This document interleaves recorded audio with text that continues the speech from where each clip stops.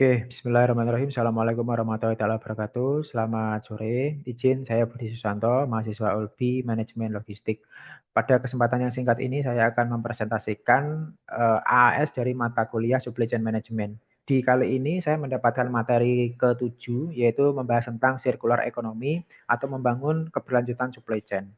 Untuk mempersingkat waktu, langsung saja kita mulai. Ya, apa itu circular economy? Yaitu adalah sistem yang bertujuan untuk mengurangi limbah dan memanfaatkan kembali material sebanyak mungkin. Kalau sebelumnya kita pakai model ambil, buat, buang, sekarang kita lebih bergeser ke model yang lebih ramah lingkungan. Kenapa ini penting? Karena perubahan iklim, ya regulasi ketat seperti EU Green Deal dan konsumen juga sekarang lebih sadar terhadap keberlanjutan. Contoh misalnya daripada membuang botol plastik, kita mending mendaur ulang untuk dijadikan produk baru. Selanjutnya adalah kunci ya.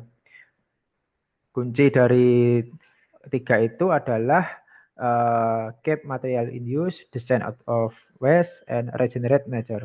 Yang pertama adalah menjaga material tetap digunakan ya dengan cara memperbaiki, menggunakan ulang atau meremanufaktur. Yang kedua, mengurangi limbah sejak awal desain. Ya ini produsen-produsen yang produksi, misalnya mendesain produk agar bisa dibongkar dan didaur ulang. Ini sangat penting. Yang ketiga adalah mendukung alam, seperti misalnya menanam pohon atau menjaga keanekaragaman hayati. Lalu yang paling dasar atau dikenal adalah 3R ini, yaitu reduce, reuse, dan recycle. Kemudian adalah keberlanjutan supply chain. Ya, dalam supply chain keberlanjutan itu penting, yaitu ada tiga, environmental, sosial, dan ekonomi. Misalnya lingkungan kita bahas itu untuk mengurangi emisi dan gunakan energi bersih. Yang kedua adalah sosial, memastikan pekerja itu mendapatkan upah layak, aman, dan lingkungan yang mendukung terhadap positif.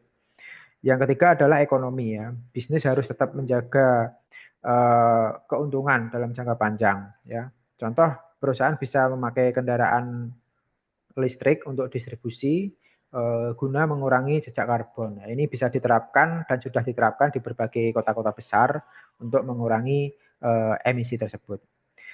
Selanjutnya adalah circular strategi ya. Circular strategi itu ada 4 ya. Yang pertama reverse logistik, remanufacturing, eco living, and EPR, dan yang terakhir adalah sustainable sourcing ya. Logistik kembali, yaitu misalnya pelanggan mengembalikan produk atas apa yang sudah dibeli sebelumnya. Yang kedua adalah remanufaktur atau daur ulang, produk lama dibersihkan, diperbarui dan dipakai ulang. Dan yang ketiga adalah produsen bertanggung jawab sampai akhir ya masa pakai produknya. Yang terakhir adalah pengadaan yang berkelanjutan. Ya ini cara memilih pemasok ya yang ramah lingkungan. Ini sangat penting ya karena dari pemasoknya kuncinya itu. Contoh kecil misalnya toko elektronik menerima kembali perangkat lama untuk didaur ulang. Ini sudah berjalan ya di Indonesia. Yang selanjutnya adalah enabler and case study.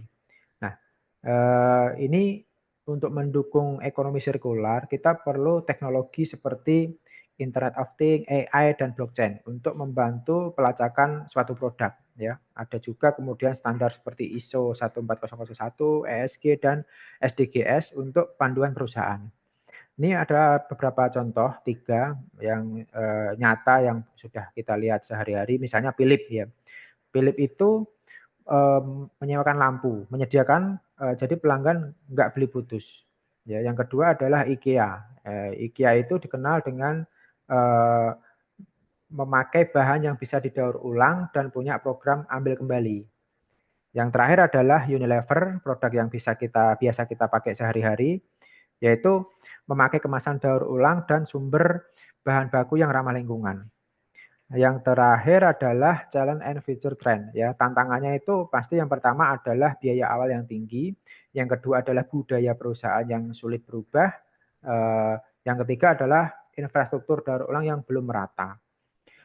Di sisi lain ada juga tren positifnya, yaitu product as a service, di mana kita menyewa bukan membeli. Yang kedua adalah ekonomi berbagi, seperti penggunaan bersama barang atau jasa. Dan yang terakhir adalah semakin banyak perusahaan menerapkan ESG dalam indikator kinerja mereka.